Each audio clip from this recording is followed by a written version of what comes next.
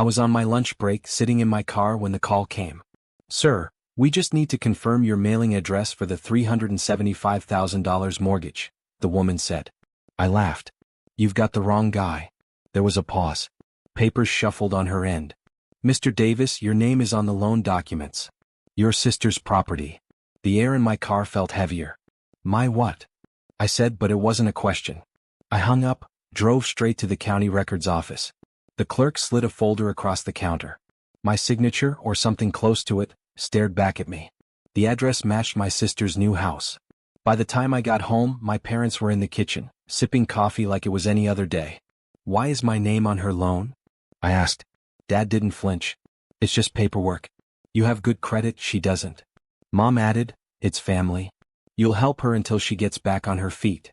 They said it like I was selfish for even asking. "This is a $375,000 debt. You didn't think to tell me?" My sister walked in, tossing her keys on the counter. "You're fine. You don't even have a mortgage yourself. It's just your name. Chill." I stared at all three of them. Calm. Silent. Because right then I knew something they didn't. I had already decided what I was going to do. For the rest of the night I played along. Ate dinner. Asked about work. Pretended the betrayal hadn't landed like a punch to the gut. When my sister joked about having my name in her back pocket, I smiled. She thought this was leverage. My parents thought this was control. They had no idea that a single signature on paper could work both ways. Over the next few days I gathered everything: the loan application, the forged signature samples, the timeline of when the house closed. And something else I found by accident, a detail none of them would want public. The thing about betrayal is, once it's out in the open you can't push it back in. I wasn't just going to get my name off that mortgage. I was going to make sure they'd never pull a stunt like this again. Not because I wanted revenge. Because some lessons have to be learned the hard way. Have you ever discovered the truth about your own family, and realized they never thought you'd fight back? The next morning I drove to the bank that issued the loan. The manager looked at the paperwork, then at me. "Mr. Davis, you're a co-borrower. Removing your name isn't possible without a full refinance." "I never signed this," I said. He leaned closer. "If that's true, you need to speak to our fraud department." He slid me a business card under the desk, quietly, like he didn't want the cameras catching it. That was the moment I realized I wasn't just dealing with family drama. This was legal territory. I called the number on the card as soon as I got to my car. The woman on the other end asked me for every detail. Dates, names, even the type of pen I usually sign with. By the time I finished, she was silent. Then she said, "Mr. Davis, if you're telling the truth, you're the victim here. But you may also have leverage." That word stuck with me. That night, I stopped by my parents' house unannounced. The lights were on in the dining room. My sister was at the table with them, papers spread out like they were planning something. "Hey," I said casually, stepping inside. All three of them froze. "Your name's staying on that loan?" Dad said, voice sharp this time. "It's done. No point fighting it." I nodded slowly. "Okay. If that's how you want it." They didn't notice the small recording device in my pocket. Or the fact that my phone, sitting on the counter, was on video mode, pointed right at the papers they were discussing. Over the next week I pieced it all together. The mortgage wasn't just for my sister's house. There had been a cash-out portion, $45,000, that went straight into my parents' joint account. I didn't say a word. Not yet. Instead, I had a quiet dinner with an old friend from high school, now a reporter for the local paper. I told her everything off the record. She listened, eyes narrowing. "If this comes out, it'll make waves. Big ones." "That's the idea," I said. The final piece came when I pulled my own credit report and saw a second inquiry, for another property in my sister's name. They were trying to do it again. Now I had more than proof. I had a timeline, a motive, and a way to show everyone exactly who they were. All I had to do was choose the right stage. I didn't rush it. If there's one thing I learned from my dad, it's that people don't notice the knife until it's already out of the sheath. So I acted normal.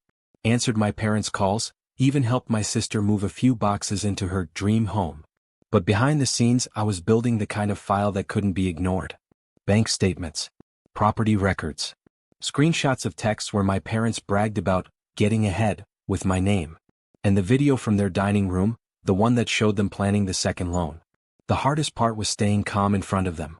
Like the night my sister slid a glass of wine across the table and said, "You know, you should feel lucky. Most people never own a house at your age." I smiled. "You're right. Not everyone gets to pay for one they don't live in. She laughed, thinking it was a joke. The truth was, I had already booked a meeting with someone who could make everything official, the county's fraud investigator. We met at a diner off the highway. He wore a plain jacket, ordered black coffee, and listened without interrupting. When I finished, he tapped the folder in front of him. You have two choices, son. File this as a criminal complaint, or handle it privately. Privately, I said. For now. That "for now" was the important part. Because the more I thought about it, the more I realized this wasn't just about getting my name off a mortgage. It was about showing the entire family, the cousins, the uncles, the neighbors who believed my parents could do no wrong, exactly what they were capable of. And the perfect opportunity was already on the calendar. My parents' anniversary party. They'd booked the biggest hall in town, invited over 100 people, even had a slideshow of family milestones planned. I called my friend, the reporter. I need a favor, I said. Think you can be there that night? Front row, she replied. The plan was simple. One moment of silence in a crowded room, followed by the truth no one could unhear. I knew it would burn every bridge. But I also knew, some bridges are better left in ashes. The night of the anniversary, I got there early. The hall smelled like polished wood and catering trays.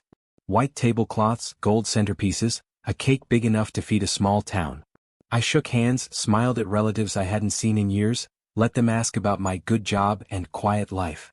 None of them knew the real reason I'd been quiet. At the front of the room, a projector looped photos of my parents, vacations, birthdays, proud moments. I stood in the corner, watching their version of the truth play on a 10-foot screen. My sister floated around in a glittery dress, telling anyone who'd listen about her home upgrade. My parents greeted guests like royalty. It would have been almost impressive, if I didn't know what was coming. I spotted my friend, the reporter, slipping in with her camera bag. She gave me a quick nod and found a seat near the front. At 8 o'clock sharp, the MC tapped the mic. Before we cut the cake, the family has prepared a short video to celebrate the couple's achievements. That was my cue. I walked up to the tech booth, leaned over the operator and slid a USB drive onto the table. This is the updated file, I said, my voice casual but certain. He didn't question it, just swapped it in and hit play. The first minute looked harmless enough. More family photos. Laughing faces. Music playing softly. Then a freeze frame. My dad's dining room table. Papers spread out. His voice clear. Your name's staying on that loan. It's done. Gasps rippled through the room. The video cut to bank statements, highlighted lines showing the $45,000 deposit.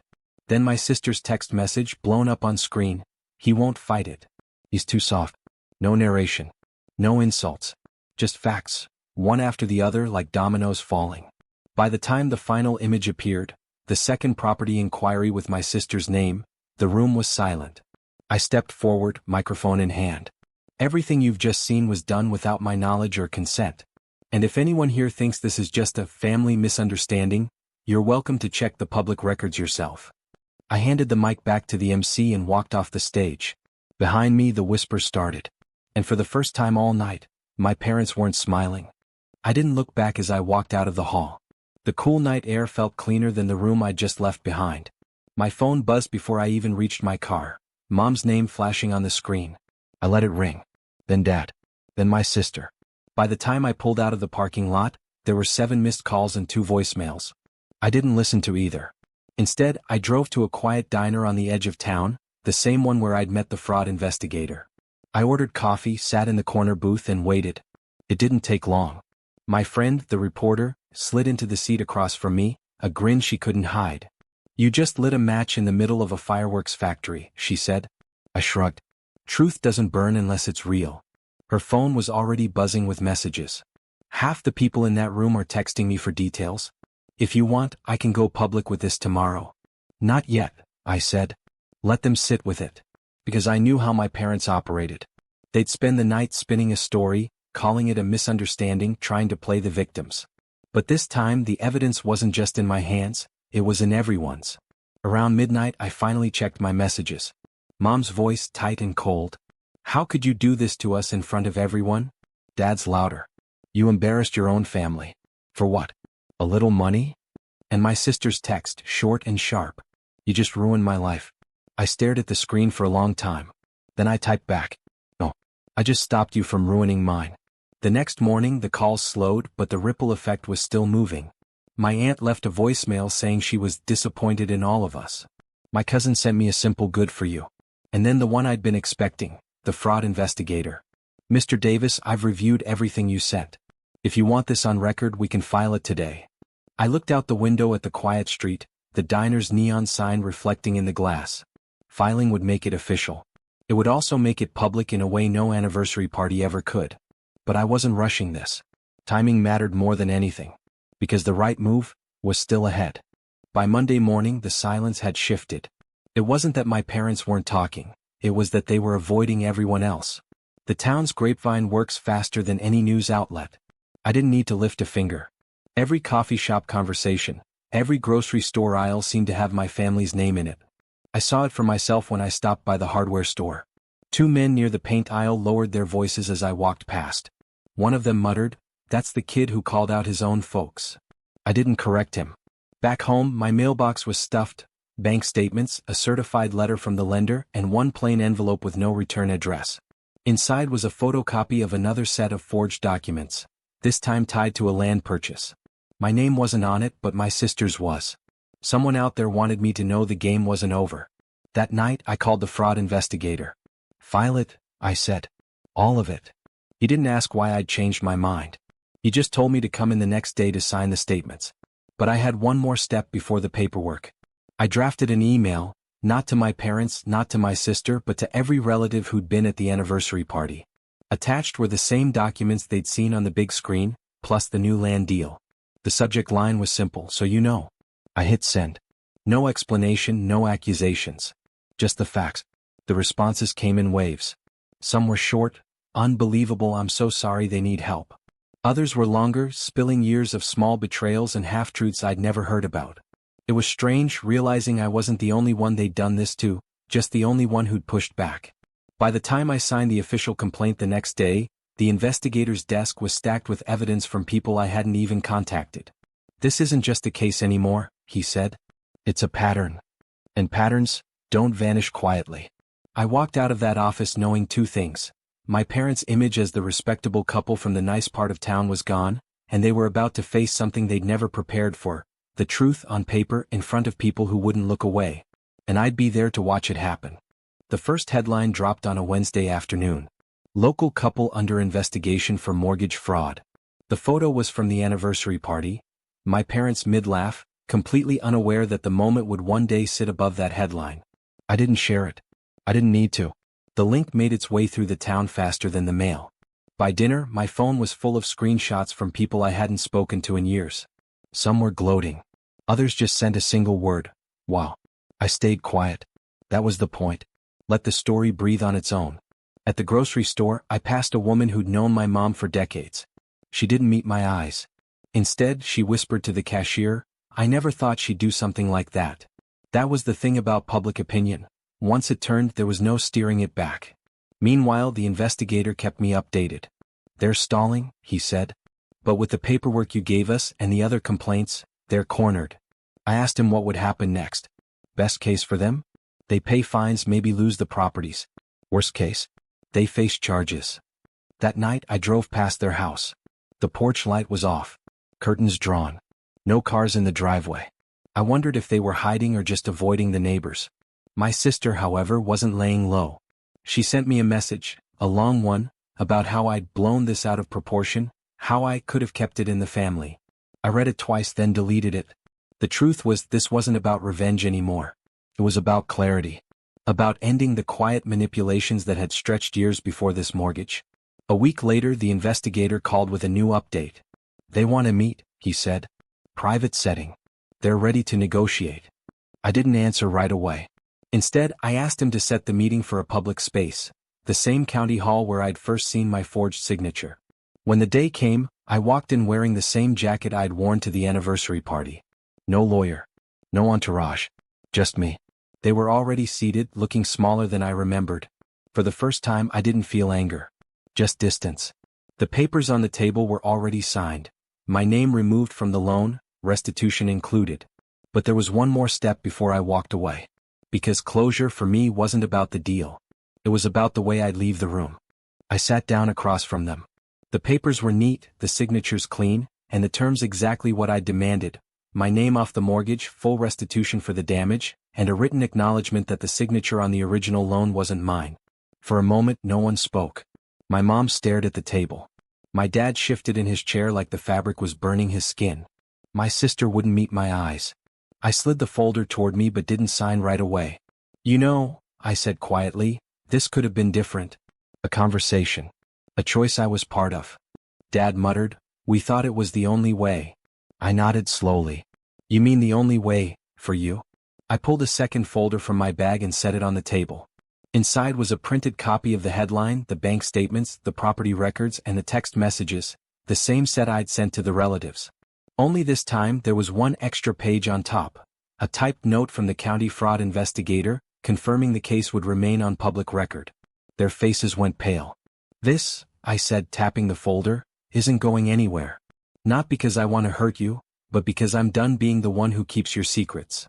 I signed their paperwork, pushed it back, and stood. "That's it," I said. "We're finished." No handshake. No hug. No forgiveness offered. As I walked out, I could feel their eyes on my back, the weight of the silence they'd have to live with. Outside, the late afternoon sun hit my face, warm and sharp. I didn't head straight home. Instead, I stopped by the diner one last time. My friend, the reporter, was in her usual booth. "Well?" she asked. "It's done," I said. She smiled. "And them?" I shrugged. "They've got their house. I got my name. And everyone else has the truth." I didn't need more than that. No public statement, no final blow. The story would keep telling itself in whispers, in glances, in the way people would pause when my parents walked into a room. That was the real ending, not a bang, not a headline, but the quiet understanding that some things, once exposed, can never be covered again. And for me that was enough.